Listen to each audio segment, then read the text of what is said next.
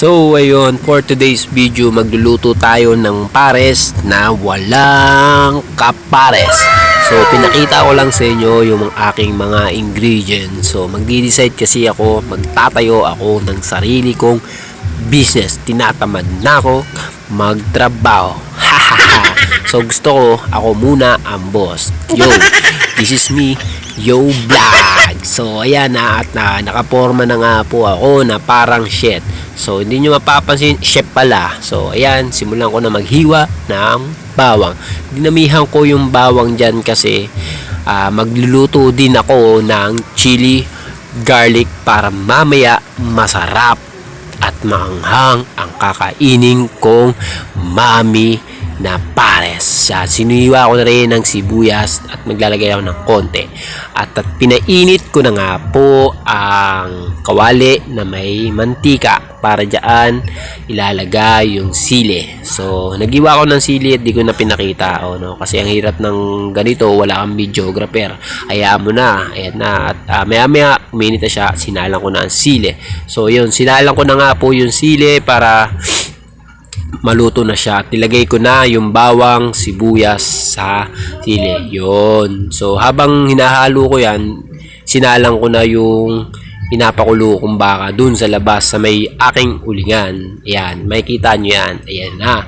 So ayan, sinalang ko na nga po siya sa aking pressure cooker habang napakalakas ng apoy ng uling. So ayan na. Sarap yan sa tag-ulan. Saktong-sakto yan. No? Tingnan mo, umuulan na talakas ng ulan talaga ngayong araw.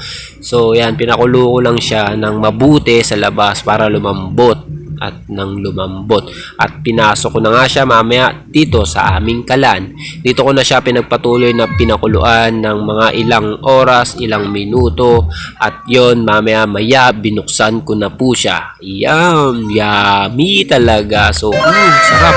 Ilagyan ko na nga siya ng mais kasi gusto ko nga mag-experiment ng iba't ibang uri ng pares.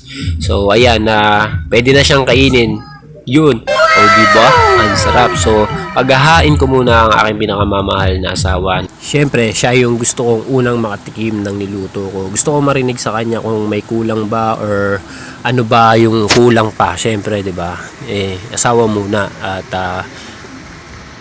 gusto ko na siya yung unang makatikim ng niluto. Siyempre, pinaghirapan ko yan, diba? Pares yan eh. Yan yung pares na walang kapares. Pero hindi yan yung kapangalan yan.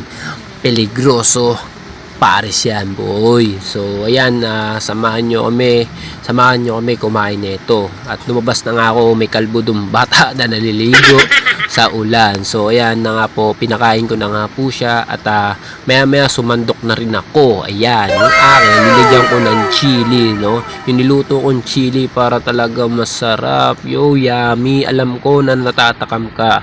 Alam ko na gusto mo to. Pero wala ka sa tabi namin at wala ka dito. Sayang, wala, at di kita mabibigyan hanggang manood ka lang. So ayan, no, samahan nyo kumain, let's go.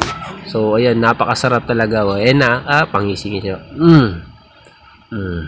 Masarap na siya, no, pero syempre gusto ko yung masarap na walang kapares. So yan, binidyohan ko lang yung aking anak na yan, yung panganay ko anak na si Lenore. Syempre kumakain sila baliligo ng ulan. So gusto ko lang talaga na masarap siya, pero gusto ko na mas masarap pa siya, yung walang kapares. So nag-experiment ako. Next video magluluto ulit ako ng pares para sa susunod ay makakuha ko na yung tamang sarap. Pero masarap na siya, no. So ayun, let's go. Maraming salamat, sinayang ko yung oras nyo. Bye bye.